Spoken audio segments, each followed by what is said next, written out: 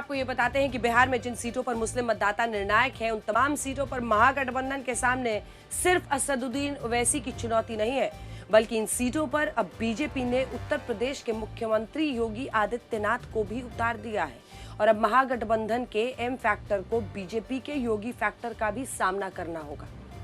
आज मुख्यमंत्री योगी आदित्यनाथ ने माफिया शहाबुद्दीन का गढ़ माने जाने वाले सिवान में रैली की, जहां उनका स्वागत बुलडोजर से हुआ और इस तरह बीजेपी के समर्थकों ने मुख्यमंत्री योगी आदित्यनाथ को बुलडोजर से सलामी ही दे डाली।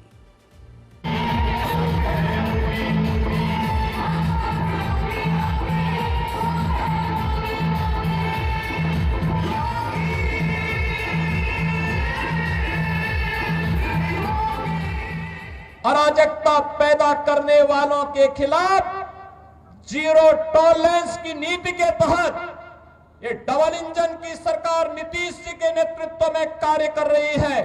और बहनों और भाइयों, जो बाकी बच जाता है यूपी का बुलडोजर उसको पूरा कर लेता है।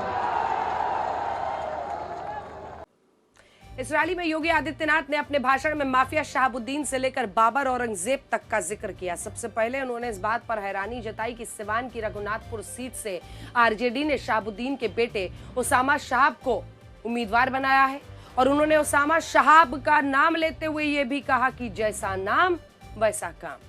यानी मुख्यमंत्री योगी आदित्यनाथ ने यहाँ उसामा नाम की तुलना उसामा बिन लादेन के नाम से कर दी। इसके बाद उन्होंने ये कहा कि कांग्रेस हो, आरजेडी हो, समाजवादी पार्टी हो, ये तमाम दल अपराधी और माफिया को गले लगाते हैं। और इसी भाषण में उन्होंने राम मंदिर पर भी महागठबंधन को घेरा और ये कहा कि इन दलों ने भगवान राम के रथ को रोकने का पाप किया था, लेकिन अब जनता इन्हें याद रखेगी। सुनिए। आरजेडी ने राम मंदिर के रथ को रोकने का पाप किया था। आरजेडी ने पाप किया था। कांग्रेस कहती थी कि राम तो हुए ही नहीं। इनका पार्टनर समाजवादी पार्टी उत्तर प्रदेश में राम भक्तों पर गोलियां चलाती है और ये लोग जब भी इन्हें अवसर मिला, एक ने बिहार के अंदर, एक ने उत्तर प्रदेश के अंदर, वहां के नौजवानों के सामने, वहां के नागरिकों के सामने पहचान का संकट खड़ा किया।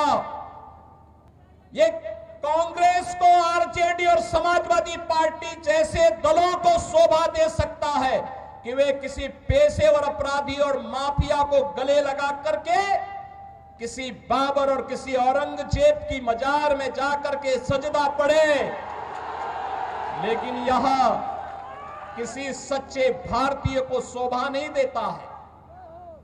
ये नहीं देता है। हम लोग तो उसी मार्ग के पथिक हैं जो गर्व से इस बारे में बोलता है कि रामलला हम आएंगे, मंदिर वही बनाएंगे और बना करके दिखा भी देते हैं।